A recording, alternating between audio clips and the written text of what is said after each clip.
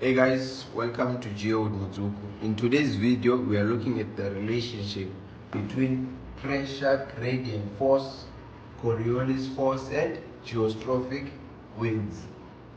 Let's start with pressure gradient force. Now, pressure gradient force describes the direction and rate of change experienced by atmospheric pressure as winds move from a high pressure towards a low pressure. So now I said it describes the direction and rate of change as our winds go from a high pressure towards a low pressure. We already know the direction. The direction is from a high pressure to a low pressure. But pressure gradient force also describes the rate of change as they move, right? So if the rate of change between a high pressure and a low pressure is great, if it is great, the isobars will be closer together, indicating a steep pressure gradient. Let's look at this diagram under PGF, pressure gradient force. Again, pressure gradient force describes the direction and rate of change as our winds go from a high pressure to a low pressure. We know the direction is from a high pressure to a low pressure. Now, the rate of change depends on our isobars. We look at our isobars. Now, what are isobars? Isobars, can you see these lines? The high pressure and the lines are around it. Now these lines are joining places of equal pressure or equal atmospheric pressure. Now lines joining places of equal atmospheric pressure are known as isobars. They are known as isobars. Lines joining places of equal pressure. Now if you look at this diagram for pressure gradient, at this point, the isobars are closer together. If isobars are close together, there is a steep pressure gradient and the winds will be stronger here.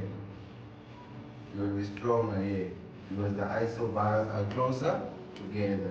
But if you look at this part of the diagram, the isobars are far apart. If isobars are far apart, it means there's a gentle pressure gradient. Therefore, the winds will be weaker. The winds will be weaker. So, if the change from a high pressure to a low pressure is greater, the isobars will be closer together, indicating steep pressure gradient and therefore strong winds. But if the change between a high pressure to a low pressure is small, the isobars will be far apart, indicating a gentle pressure gradient and therefore weak winds.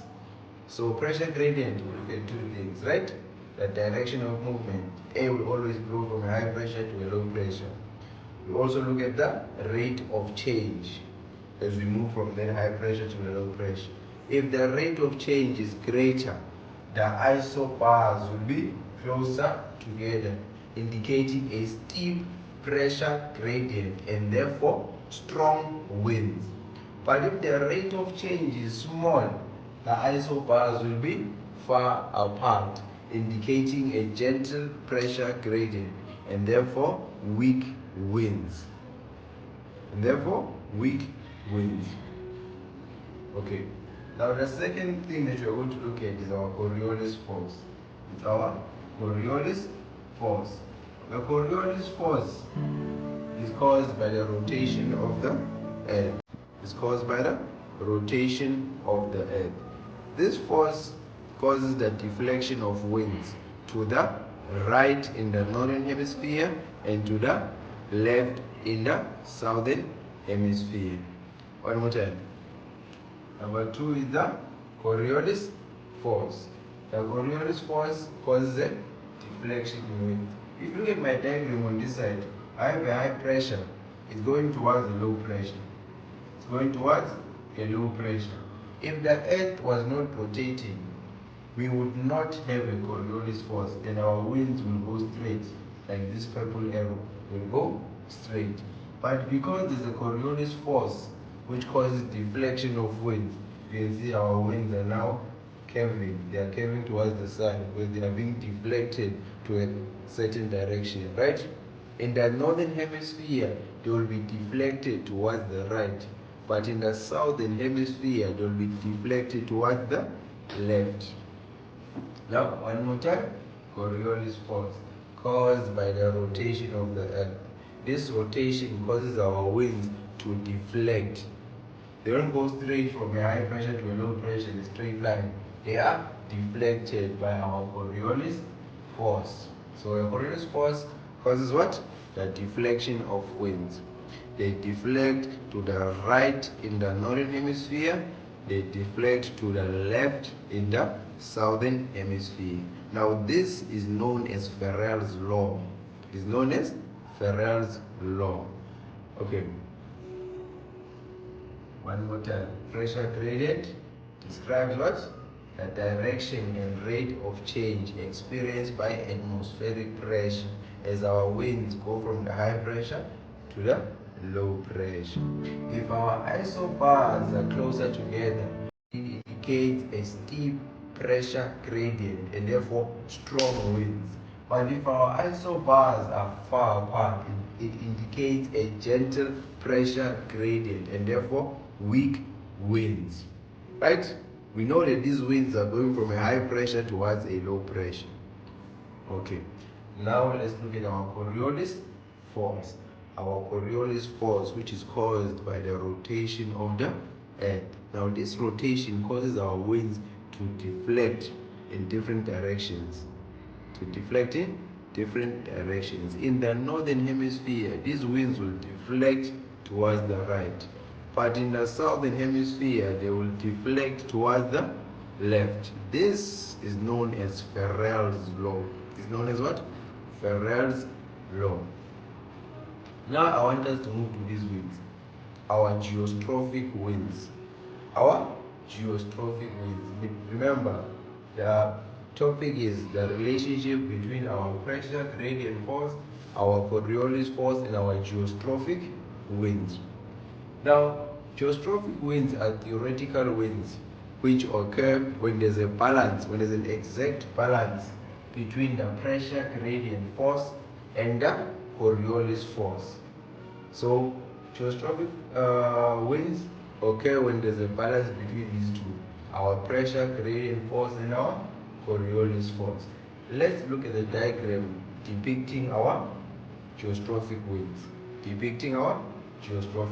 Remember, we know that winds will always go from a high pressure towards a low pressure. Here's my purple line, going from a high pressure towards a low pressure. But we know that because of Earth's rotation, winds are deflected to different directions. If you look at my wind, if there was no Earth rotation, if Earth was not rotating, there would be no Coriolis force, and our wind will be going from a high pressure straight up to the low pressure. But we know that our Earth is rotating, therefore our winds are being deflected. Look at this, the wind is being deflected. Look at the blue line, look at the blue arrow, the wind is being deflected.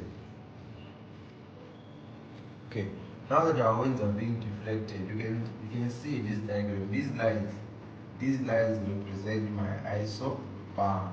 These lines are my isobars, lines joining places of equal atmospheric pressure. If you look at this isobar, it's 920 MB. The MB is millibars. This is 915 millibars. 910 millibars. 900 millibars. Right? So here we have a high pressure, we have low pressure at the top. Now, remember, these winds are being deflected by our Coriolis force, and eventually they flow parallel to my isobars. This happens when there's an exact balance between my pressure gradient force and my Coriolis force. When my winds blow parallel to isobars, this is because of an exact balance between my Coriolis force and my pressure gradient force. Now, when there's an exact balance between my pressure gradient force and the Coriolis force, we call this the geostrophic balance. The geostrophic what? Balance. And it results in my winds flowing parallel to my ISO bars. Now these winds are geostrophic winds which blow parallel to ISO bars. And that's the end of the video. Thank you so much for watching. Please don't forget to like and subscribe. If you have any questions, please leave a comment in the comment section. Thank you.